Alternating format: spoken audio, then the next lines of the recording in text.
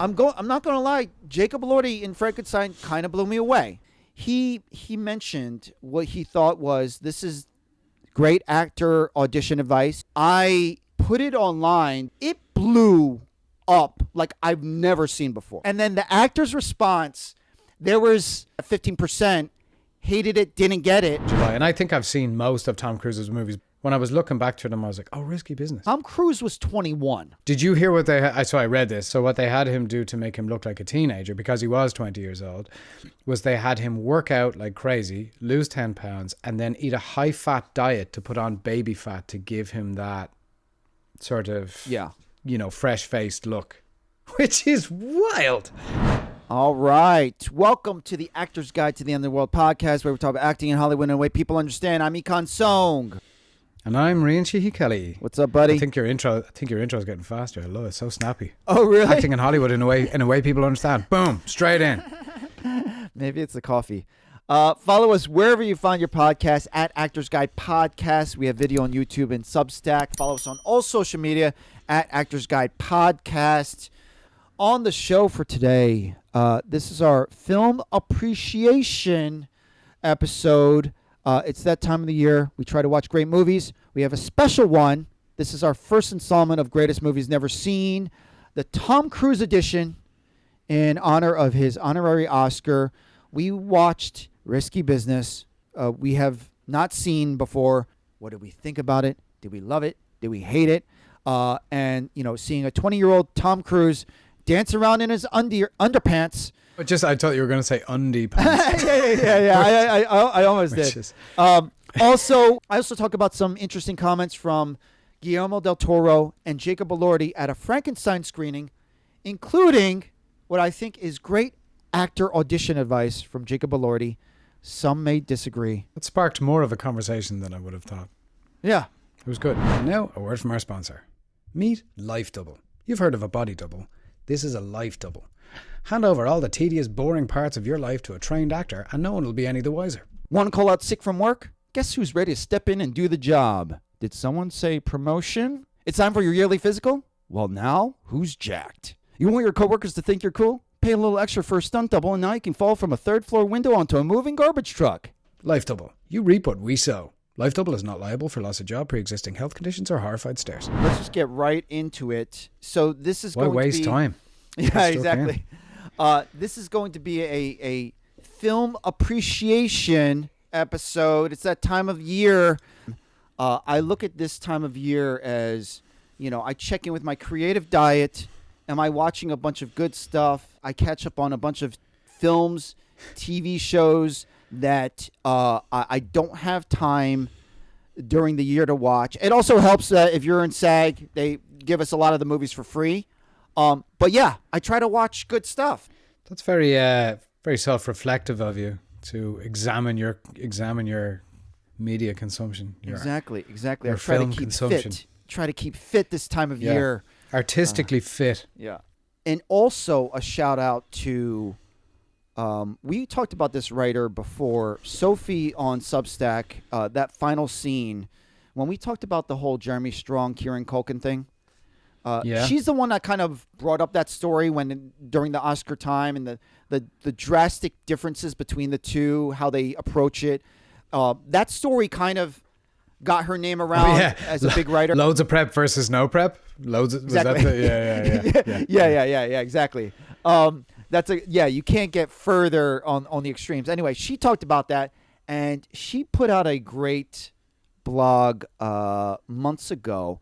And she actually talked about something very similar. She just said, it's funny how our society is so keyed into fitness and wellness, and yet no one has that kind of care for creativity or artistic stuff. So it was kind of similar like that. She's obviously heavy into the movie thing. She goes, there's no regular routine about film goers. There's no people going to the theater regularly like going to the gym. And, it's a little extreme. Obviously, there's some film goers that go to the theater regularly and they make it a usual routine, but not like going to the gym. I mean, we're in LA, not like going to the gym. You know what I mean? And so, it's an interesting point. Yeah. So we got some stars aligned over there. Shout out to Sophia at that final scene. Anyway, so before we get into our first greatest movies never seen, I saw a SAG screening recently of Frankenstein. Frankenstein just came out last month. The new one with Guillermo del Toro, Oscar Isaac, Jacob Elordi. This is a perfect indication of that's so not a movie that I would really, not that there's any judgment. It's just not really my genre. But I was in New York screening. All three of them were there. And I was like, this is the time. I brought my sister. I really enjoyed the movie. It was That's good. Yeah, it was interesting, thought-provoking enough, but I see Guillermo del Toro talk with Oscar Isaac and Jacob Elordi afterwards, and he's like literally moderating his own conversation. He's moderating his own little talk. Guillermo del Toro is so entertaining, so funny, so brilliant. And I don't know if you knew this, but there's a joke online along with the buzz of this movie because it's very critically well responded. People are responding well. People are raving about it. Jacob Elordi is he's kind of amazing. If people haven't seen him, it's like this is a role where he's playing Frankenstein, obviously. Spoiler alert. I didn't know that. Oh, well, either way, you could still enjoy the movie, but still. Did you really not know that? It's not ruined. Did you really not? I didn't know yeah. Who was playing Exactly. Frankenstein? No. So, there's a joke going on online about all the hype and the buzz of this movie. Oscar Isaac and Jacob Elordi, they got this bromance. It is so sweet. It is so great. And then when you see the three of them together, it was. I threw this conversation on YouTube. But anyway, the reason why I'm bringing this up is it made me rethink the conversation that we had a little bit ago about the film as a director's medium. We talked about TV as a writer's medium. We talked about stage as possibly is where the actor has the most power and all that stuff. You know what I'm talking about, right? So these ideas that have kind of been passed along over all these years, I'm opening up to it. I'm opening up the fact that, hey, maybe those lines aren't as rigid. And, when it comes down to it, you see a brilliant director like Guillermo del Toro. He basically says everything that you heard about a director being the auteur. He didn't say it was bullshit. He just says, I don't believe in that. A director comes on the set. He believes that he's a guest. I believe that I'm the host. And he goes, I'm throwing a party here. And when it comes down to it, what we're doing here is we're playing soccer. It's a collaboration, or actually he said football, obviously, but he's saying it's a collaboration. It's completely open. I bring these two things, and I want to know Oscar Isaac's life. I want to know Jacob Elordi's life. We talked about our fathers. We talked about our lives. And I know that with actors like this, we're going to find something magical, and the rest is easy. And so my point is it's very reductive to think that film is the director and the editor's medium where whatever they want is going to be on the screen and so on and so forth. I think when it comes down to it, you hope that really good directors like Guillermo del Toro, who kind of are in their own class, I want to say we just hope that there's more directors like that. And I'm opening my mind as far as it's not as reductive as the director and editors in control of every second of the film. You know what I mean? I do, totally. Yeah. I like that. And I like that I love that he said that, because it's nice to hear a director think like that too. I do think, directors have a style, and that, you can see individual style a lot of times in a director's film. But absolutely right. And we talk about this, I feel like we've talked about this a lot, is like the collaborative nature of film and TV, and how everybody needs to be there. Like nobody's wasted. Everybody's job is important. I think the less important an actor thinks their job is in relation to anybody else's, and by that I mean you don't go in thinking my job is way more important than everybody else's. I don't think that's a helpful way to approach it. It's a collaborative, effort. It's really wonderful to hear that. But I think we do also like to celebrate individuals because it's easier than celebrating an entire cast. You know what I mean? So people go, oh, he's a great director, I'd go see his movie. I think just as, you know, as an audience, people love to give individual credit to people. And That's a great point. It sells more newspapers. It does, and it gives a sort of a focal point for the praise or the condemnation or whatever it is. And the mystique of the director. Yeah, absolutely. But in reality, like I was talking to a composer recently who worked with what's his name? Think of a very famous Hans Zimmer film composer. Yes, Hans Zimmer. Yeah, I was talking to a composer recently who worked under Hans Zimmer for a bit, and the way he described Hans Zimmer, and I've heard this about him before, is that he has a lot of creative people underneath him, and he's essentially a showrunner. And you know, they'll write pieces of music, they'll come to him, and he sort of has the overall vision, but there are a lot of people working to make those scores. So I feel like it's something like that where there's so much creative input and so much collective work goes into it that of course it's collaborative. And I love hearing a director talk like that because it shows a lot of humility and it shows a lot of, there's a lot of integrity to that, you know? And it's interesting, and I don't want to generalize, but when I hear things like that from the director, I want to say a lot of the times it feels like it's from a non-American director. Like, I'm not saying that American directors are going to be, like, obviously Paul Thomas Anderson is very collaborative, Quentin Tarantino is very collaborative in some sense, but it's just that type of aesthetic or that type of feel. It just happens. It's like a lot of times it's Inarritu. A lot of times it's Guillermo del Toro. You know what I mean? So, you know, it's just something that I've noticed. The other thing, and we'll get more into this when we get towards award season, is this is the problem with awards, is because you can give a trophy to one or two people on the team, yet the 30 people who are doing the other work behind the scenes, sure, they might be on, like, the flyer or the program, maybe, but you know what I mean? And it kind of, I can understand ego-wise. We all kind of have an ego in Hollywood, and I can understand it might cause some, resentment. So the other thing I wanted to bring up, that because I'm so curious, I need to know other actors' opinions about this. Jacob Elordi, and I'm not going to lie, I didn't watch Euphoria. Jacob Elordi has built up an incredible career over years. He did play Elvis Presley, which is big shoes to fill, in Priscilla. That being said, I didn't watch, he did a lot of cute kissing booth movies. I'm not going to lie, Jacob Elordi in Frankenstein kind of blew me away.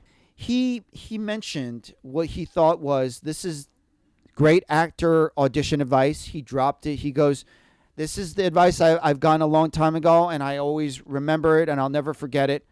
An old acting teacher told him, every audition is like a crime scene. Casting director is trying to figure out who killed them. And so every actor comes in. Everyone comes in. They got a little blood on their knee, got a little blood on their shoe. There's... The casting director is trying to put together the mystery of who killed them. I heard this. And then your job is to come in dripping with blood and you say, I fucking killed them. And that is the job. Or he didn't say that was the job, but that is the mindset. That is the goal. You are going to walk in, you're dripping with blood, and you say, I fucking killed them. Okay? And then there's a second part to this because I want to also. And then he also said, that same guy also said to him, your job in audition, you go in, bust down the door, say fuck you politely, and then leave. This is what Jacob Elordi dropped. Obviously, it got he knew that he was talking to a bunch of actors. I heard that, and I go, this is amazing actor audition advice. I totally got it. I put it online because I was like, just like any other video, it's like, hey, actors could be interested in this. On my personal Instagram, it blew up like I've never seen before. Like literally never. And I was like, Jacob Elordi also was cute and funny and cute when he said it, but I've never seen anything like it. And then the actor's response, there was 10-15% that kind of didn't get it, and then overwhelmingly people went nuts for it. Anyway, so how do you take this? What do you think? Well, I get what he's saying. It seems to be an unnecessarily violent metaphor. I get it, but that has been brought up. That has been brought up. Yeah, you're like, all right, that's an interesting way of describing. I'd say it probably gives more insight into the teacher's psyche than anything else. But just be the fucking character. Like, show up as accurate and specific as possible, because I think it's a very catchy kind of it's obviously a very visually arresting sort of an image. You go, come in, show up covered in blood. Well, what the fuck does that mean to an actor? How, you know what I mean? Every piece of advice I hear, for it to land, it has to be, for me, translated into something actionable. And show up covered in blood, I get what he's saying. How do you do that? What's the next bit? You know what I mean? Like, how do you become as accurate as possible? How do you become that character? And the fuck you thing, I do like that. I do like that attitude of, because you're not coming in apologetic. You're not coming in needing anything from anybody. You're coming in and be like, here you go. Take it or leave it. Right. You know, right. Essentially. And I do love that attitude. Right. The covered in blood thing, it's cute, but I don't know if it's helpful. You know what I mean? What does it mean to you? I've been dying to talk to somebody, because I literally saw this video blow up, and to be fair, you're completely right. There's a lot of people asking that exact question. I think, first of all, let's be honest, actor advice, it's no different than acting teachers. Some teachers work for some people. The way that someone explains it sometimes works for some people and doesn't work for other people. So this is just for the joy of conversation, but also it's the first time I heard that story.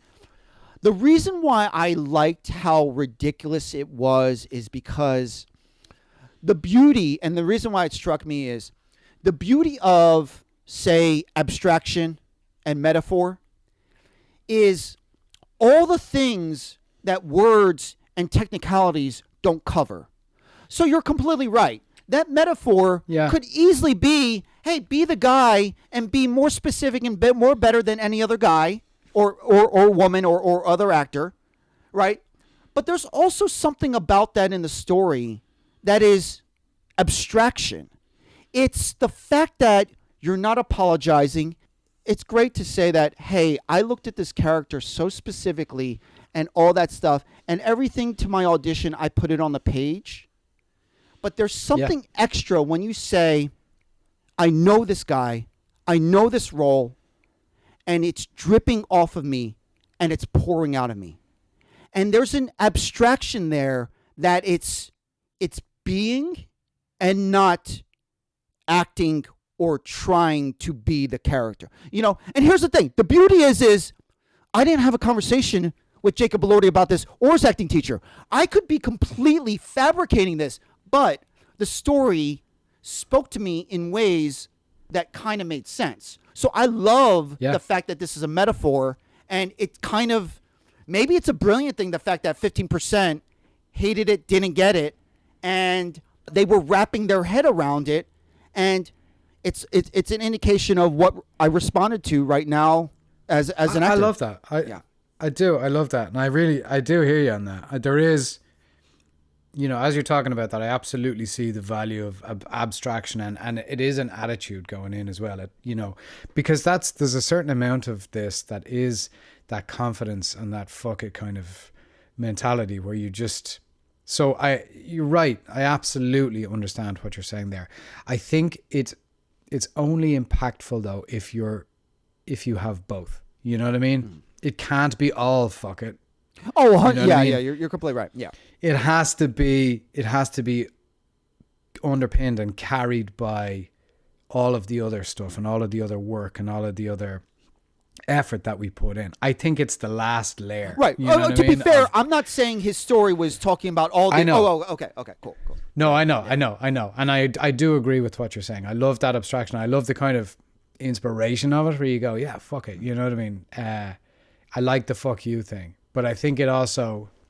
I think that might has be to go hand in hand with the technicality and all the other. And the beauty of this and the actor's response in it's probably an indication of my response. My response is because I can easily get lost in the technical aspects of it, and it helps me pull me over to the left brain, the right brain side of it.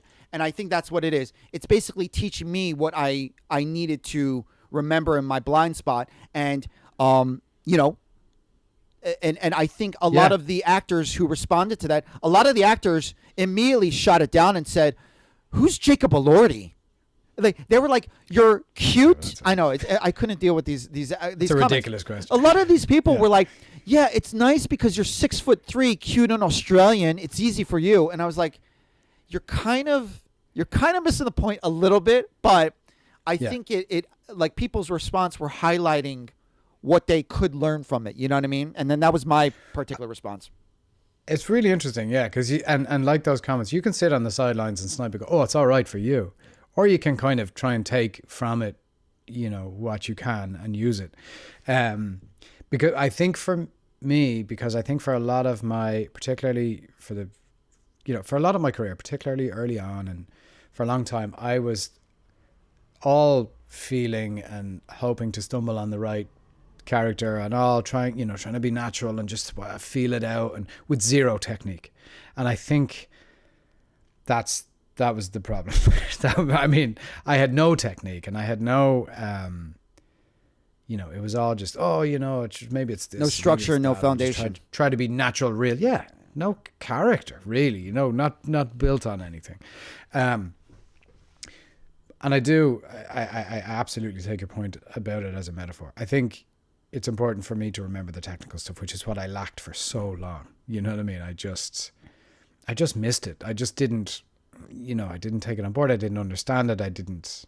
If it was given to me, I didn't really, not in a way that I was able to process, understand, and use, basically. That is a great point, though. I will caveat it now that we're discussing it. That Jacob Elordi advice, as far as you know, you're dripping in blood. That could lead a lot of actors astray if they don't have the training. That's what I mean. That's my point. That's my point. I like it, but you know, with that caveat of like, all right, but it's not a substitute. It's not a substitute for all the other stuff. Yeah. You know what I mean? It's still a craft. Yeah. If you're going to be dripping in blood and you killed them, there's craft there. Right. If you go to war and you're all just fucking, I'm just going to war with no technique, you're fucked. You know what I mean? Exactly. And just a reminder, we're going into award season, so a lot of free movies. If you're at SAG, get them. We're, I've been enjoying them a lot, and we'll put a lot of these videos in the description. So this is it. Our first official Greatest Movies Never Seen, the Tom Cruise edition. He did a great, obviously he's been, deserving or wanting this for a while, but, he did a great speech. He got an honorary Oscar. Because he never got an Oscar, right? He still hasn't won an Oscar? Exactly. He's never got an Oscar. That's crazy. That's wild. The depth and breadth of his career, that's...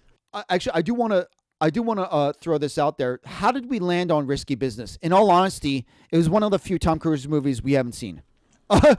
So simple as that. You didn't watch Risky Business before, right? I thought I had seen it, and here's why.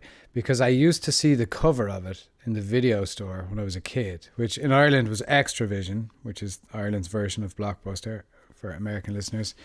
And when you're so used to seeing the cover of different movies, you think you've seen them sometimes. Oh, 100%. I was like, no, actually, I haven't seen Risky Business. Okay. So, but I can picture the cover of the VHS. Because you had mentioned Born on the 4th of July, and I think I've seen most of Tom Cruise's movies, but I wanted to go right back into it, and I knew when I was looking back to them, I was like, oh, Risky Business, because I was so familiar with the video cover that I was like, oh, I've actually never seen that. Yeah. And it seems like one of those movies that's like being around and people reference sometimes. Oh, 100%. And yeah. The other one I considered was Legend, but I was like, I'm going to start with I agree. I'm actually kind of glad that, first of all, it's nice that we watch the same movie for this purpose. Yeah.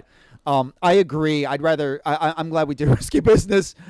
I also just want to say this was born out of a discussion we had where, like, I feel like personally I don't have as much appreciation for older movies as I possibly should, because I just haven't seen a lot of them. So when people talk about a lot of classic movies, I'm talking about real classics, you know, like the Casablancas and that of this world, I feel like I don't really have an appreciation for them. So we had to talk about going back and watching movies that are, you know, sort of critically, lauded classic, sort of seminal movies for a lot of people that we haven't seen, and seeing what we think of them now through the lens of watching them from where we are now and all that we know now. So, and also it's not necessarily just casual, but also it's like we're kind of just for a purpose watching this movie and going back to it.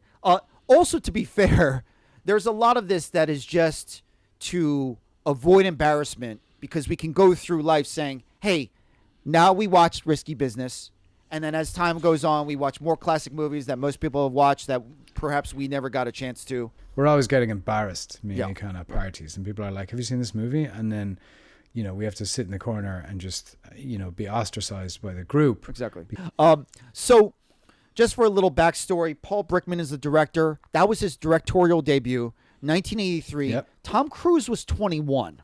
Okay. I think he was even younger. I think he was 20. No, I think he was 21. I think he was born in... Are you sure? I think he was born in 62. Oh, true. It came out in 83. Because when it came out in 2021. You're so right. He would have been 20. Yeah. So kind of easy to lose sight of this.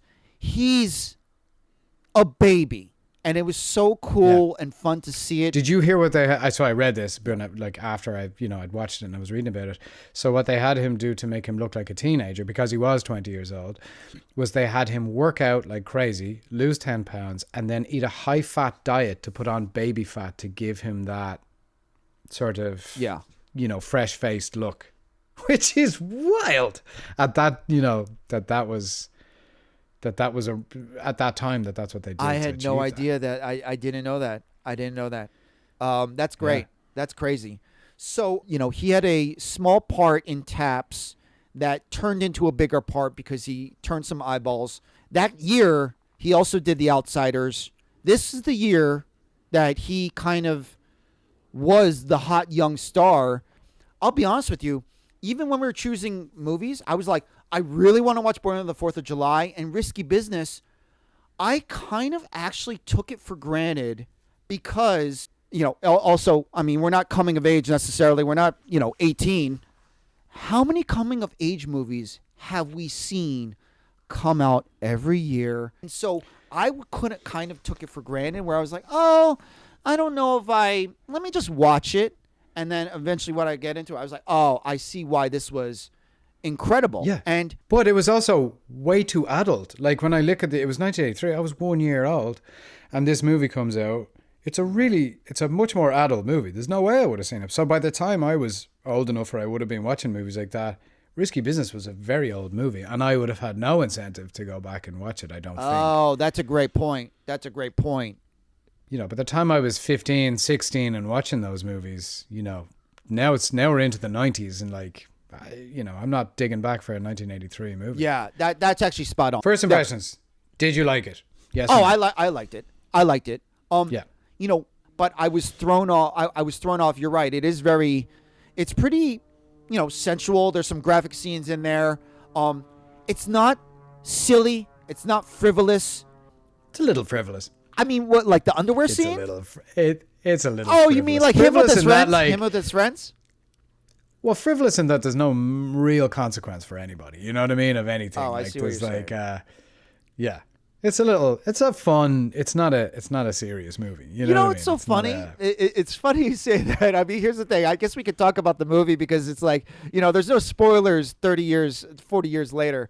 I actually, credit to the acting, credit to the directing.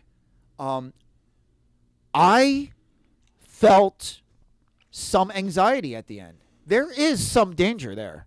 Like I actually. Oh, yeah, there's tension. Yeah. There's tension, I think but it's not real danger. It is kind of cheeky. Here's what I'll say, just before we get into it, just to give, if anybody hasn't seen it, basically, it's a 1983 movie. The story of it is Tom Cruise and his friends, his parents. Tom Cruise is like a wealthy, a wealthy kid from the North Shore of Chicago, the suburbs north of Chicago. He's from Glencoe, Illinois, if anybody's familiar with Chicago and the surrounding areas. Lives in a nice house. Incidentally, the house that they shot in, I believe, is right around the corner from the Home Alone house in Winnetka. I think it's like right around the corner. So that'll give you an idea of the type of house it is. Anyway, his wealthy parents go away for a week or so, I guess, or a few days. That's the funny thing. Unclear. It felt like a long time for all this to happen. feel like a long time. That's that's a long trip for the parents. And also, he's kind of disenchanted. He's applying for colleges, dreams of going to Princeton. Also, he has two of the worst friends of all time and one good friend in Bronson Pinchot, who's only his only good friend, it seems. And then he has another friend who's like the devil on his shoulder and not a very good friend throughout the movie. But he gives him this speech about sometimes you have to say what the fuck and take risks or whatever.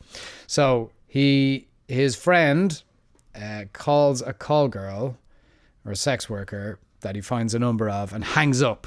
And then this sex worker comes to his house and all of these circumstances ensue that, are kind of chaotic and puts him in danger. Falls in love. He has to go. Yeah. Falls in love. He turns his house into a brothel essentially for a weekend or for a night. All of these things happen. There's all of these he makes all crazy this money. incidences. Yeah, he makes all this money. He drives his, I don't know how much of this I should say, but he drives his parents' car. His parents' car goes into a lake. There's all this chaos. And he has to make money to get the car out. You guys get the idea. So there was a lot of Ferris Bueller vibes. So going back to Tom Cruise,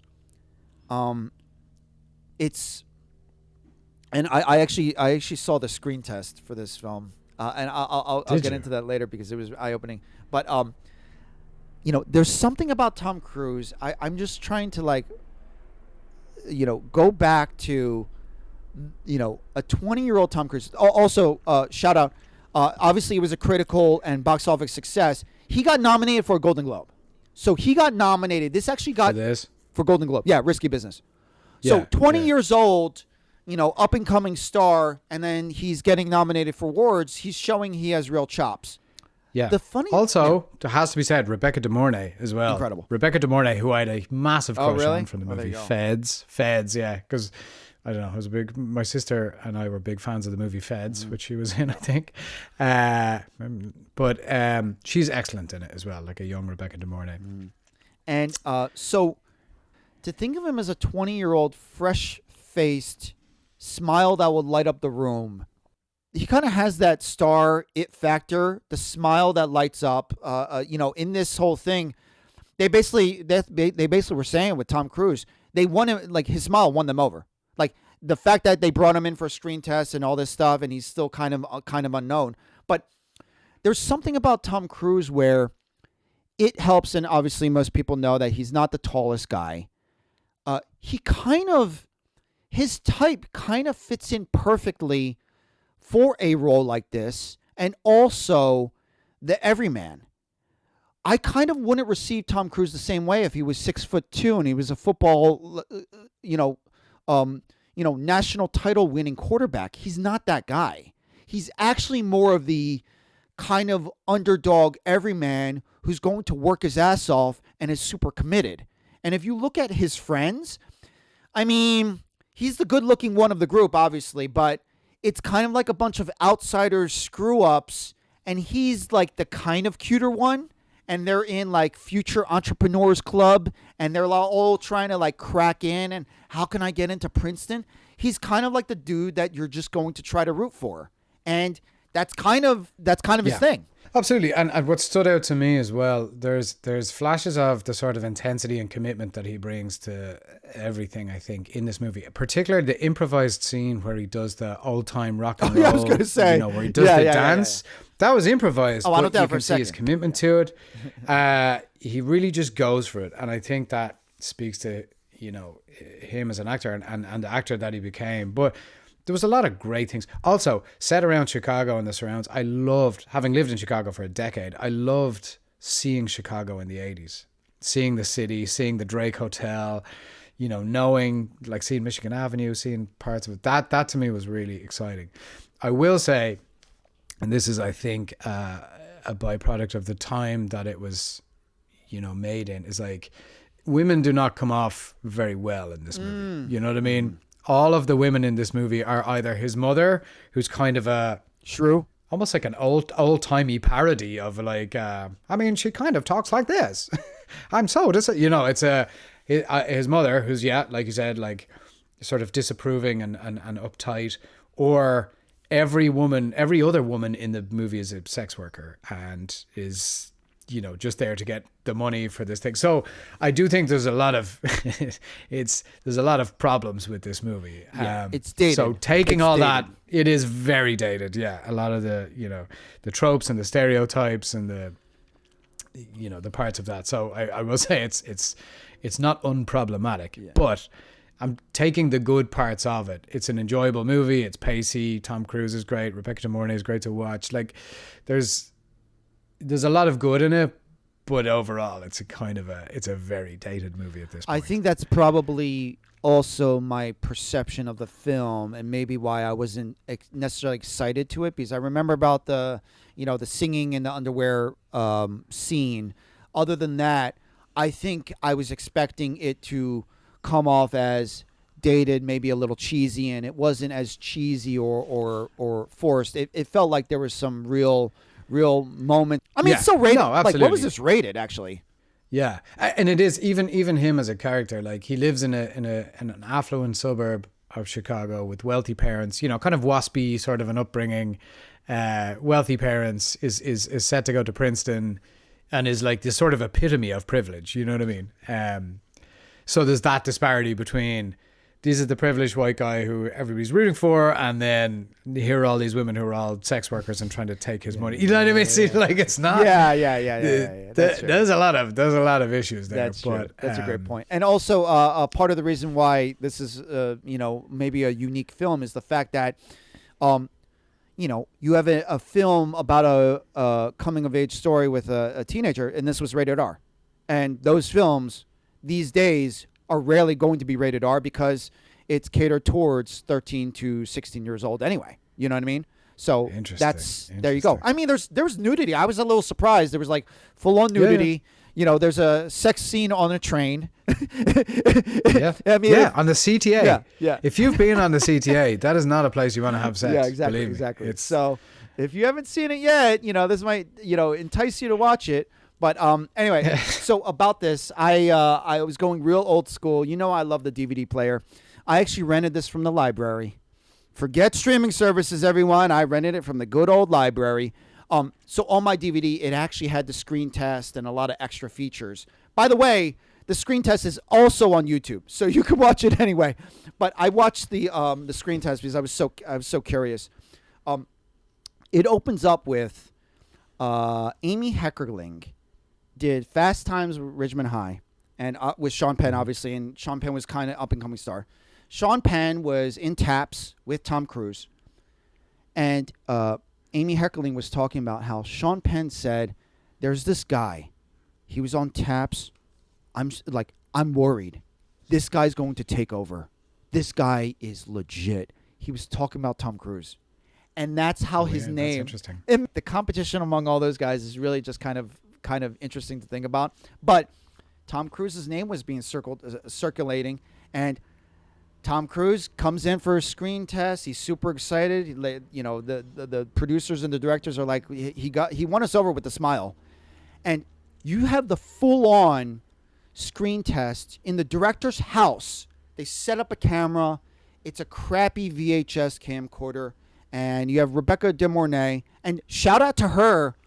They had so much trouble finding her role. And to be fair, considering how dated and not complex the women characters were, she brought something like a certain intelligence to the role a little bit, because there's probably not a lot on the page. They had so much trouble finding that role. They almost went European. They were almost going to cast all of Europe to try to find this girl. That's a great phrase. They almost went European, but luckily. Yeah. So you don't ever want to go European. Yeah, exactly. That's how far they were willing to go. Anyway, you needed to have the chemistry. You need to have the chemistry, and this is the last thing. Watch the screen test, because you see there's real chemistry between these two actors, and this film can work. If there's no chemistry between the two, It's dead on arrival. And like many other subpar coming of age films coming out right now, I mean, literally there's 15 every year. You can direct or you can edit your way through a film where there's no chemistry. Just put a little pizzazz on it, and just ship it out the door. But this was a real film, and great performances in it. Tom Cruise, Rebecca De Mornay is around the same age, around that, around the time of that shooting. It's interesting. Watch it. I think it's a really good lesson because it just looked really comfortable. And the other, they looked like veterans. And the other thing that was really interesting, and people who went to who go to Leslie Kahn would know this. We call it the free spin. They were doing free spins. And so if you didn't go to Leslie Kahn, it's basically if you're in an audition, if you ever get a redirect, obviously there's not a lot of redirects because there's not a lot of auditions in person anyway, but hypothetically, if you're in a commercial audition, or I'm sorry, if you're in an audition and they say, hey, can you do it like this? You can actually free spin it and be like, oh, you mean like this? Take their note in the moment and work it in real time to see if you understand their note, but also if that's the note that they actually wanted. You get a free spin crack at it. So here you are, you see these, young 20-year-old actors in a screen test in a first-time director's house with a crappy camcorder. They look like pros, and they're getting directed, and they're giving free spins, or they're taking free spins. And I'm like, I'm pretty impressed. Yeah, I think it was cool that the fact that you see a screen test with these young actors, and I'm like, I'm convinced. It's an interesting thing that sort of star quality. Like there is something to that. Like there is, you can feel it off people sometimes. When people walk into a room or you see people work that are like, it's just slightly different than the rest of us. Or I should say slightly different than other people, where there is that kind of like, you instantly know, oh, there's something special about this person. I don't know what it is. I mean, that's why I guess it's like that sort of unknown star quality, but you do feel it from people. And I think Tom Cruise is certainly a person that has that, whatever that is. Because a lot of people auditioned for this movie. I discovered in reading about it. I think Rob Lowe said he turned it down because it was weird. He found it weird, which seems like a very Rob Lowe. Sounds like a very Rob Lowe thing to say, I think. Yeah, a lot of good things about it, and then some glaring kind of, problems.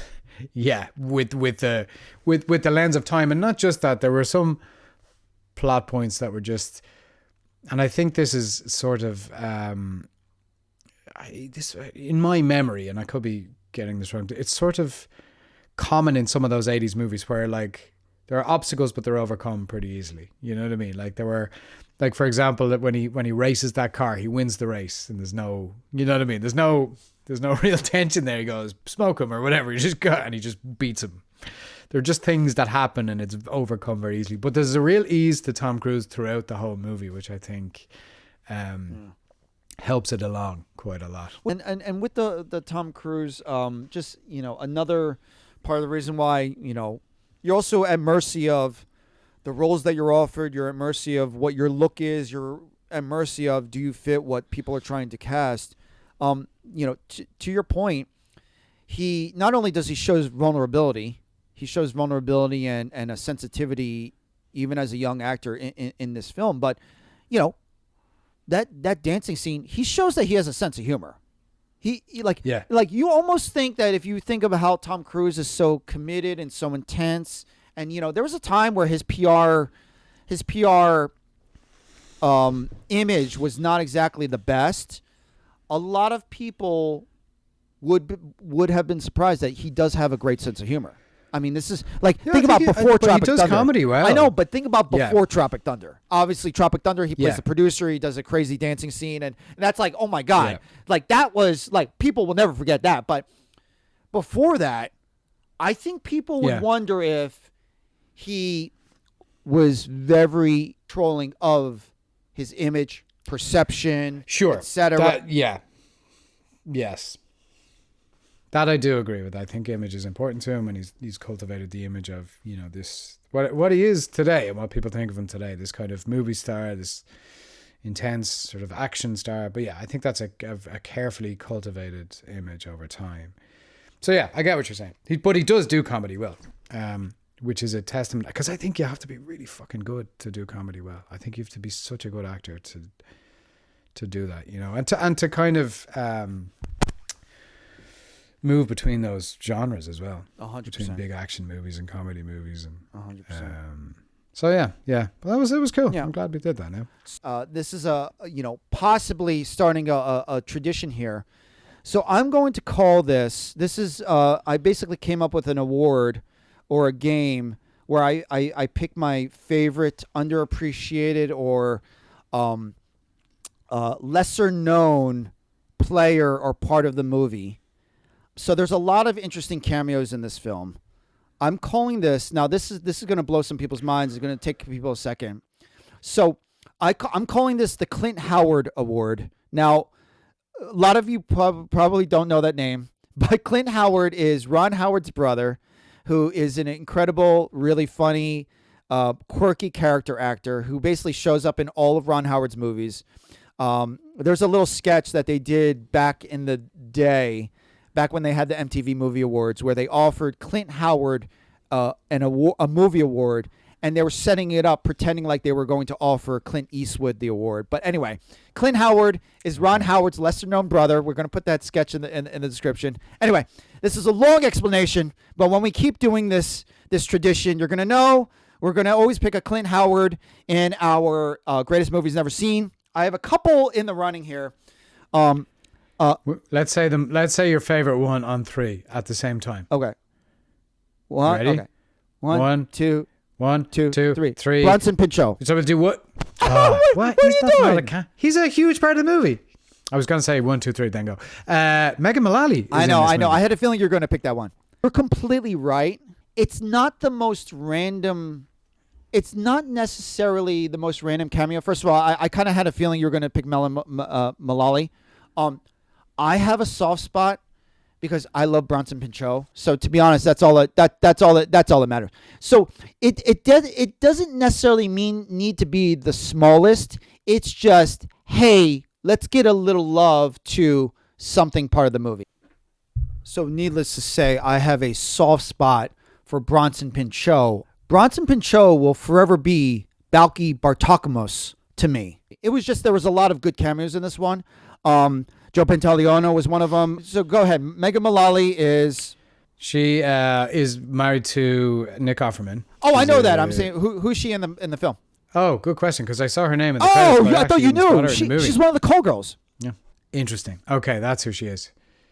So I just saw her. Yeah, I just saw her name in the credits, and I was like, "Oh, Megan Mullally's in this," but I didn't spot her as one of them. Exactly. You know what I mean? I was too tired when I was watching it because the scene happened, and I realized it was probably in that scene where there was like 30 call girls, and so I did not see Megan Mullally. But a true Clint Howard is Megan Mullally as one of the call girls in Risky Business. And here's the thing: it's like she's a big enough star where that credit comes to the top of the Google search, which is silly and funny, but also unfortunate. She's obviously done a lot bigger things, but there you go. There's no small roles, just small actors. I wonder what she probably would have been cast out of Chicago, would she?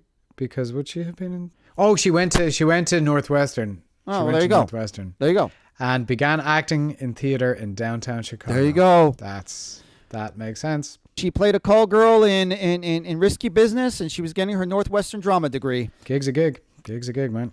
Anyway, that's Risky Business, everyone. So, Hidden Gems. Go for it. This week is something that I have used, which has given me some relief. But for anybody with joint pain, this glucosamine MSM and arnica lotion you can put on, because I've a dreadful left knee from years of playing football and such, yes, and have a lot of pain in the knee and around the joints, and I've used that, and it has actually given me a fair amount of relief, which I did not expect. So, what's the brand? Glucosamine MSM and arnica cream. This is from Now Solutions. I just got it online, but it is wow. Yeah, I found it pretty helpful. Awesome. So and it's pain relieving. Is that the? What? Yeah. It's. I think it's to reduce inflammation and bring down the pain. But if you're old and fucking crocked like me, it's brilliant.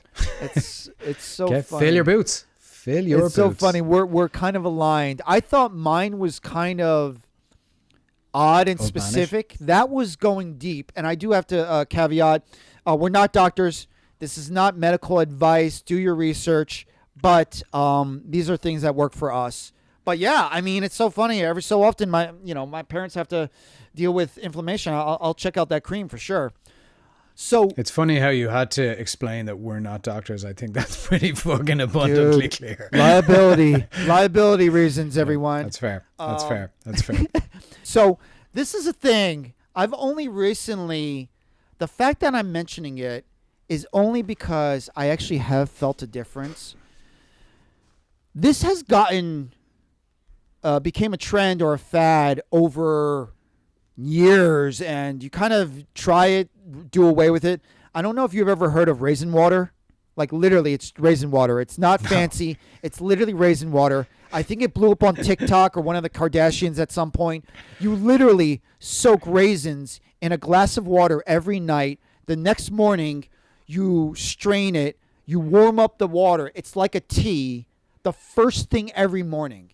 And so I had a friend. I know it's so simple. It's so like, why would anyone do this? Apparently, my friend suggested it. They saw it on TikTok or whatever. So many times, like months go by. I got my sister to start doing it. I was doing it. And we just got into the habit of, we use organic raisins. You know, it just might be a little bit better. But we started getting the habit. And we did it for so long. It's just like this little tea to wake up your stomach every morning. And we're like, I have no idea if this is doing anything. And it's supposed to improve your skin, fiber, all the nutrients from your raisins. You're not necessarily eating a bunch of raisins. You're just getting all the nutrients, and it's the first thing in your stomach. And I'm not going to lie, I came back. I basically stopped doing the raisin water for like a week and a half. And I was like, I actually think I feel a difference. So here you go. Do your research. Raisin water. I'm not the first one to be talking about this, sadly. Many people have talked about the benefits of raisin water. Do your research. Try it out. Let us know what you think. I'm not going to lie. This is the first time I'm bringing it up. I actually think I did feel a difference. The irony of dehydrating grapes to become raisins only to rehydrate them and then drink the runoff. I know. I know. It's incredible, right? It's incredible. Yeah. That's our hidden gems, everyone. All right. Raisin water. Yeah. Gonna give it a shot. Yeah. All right. That's our show. Hope you enjoyed it. See you next week.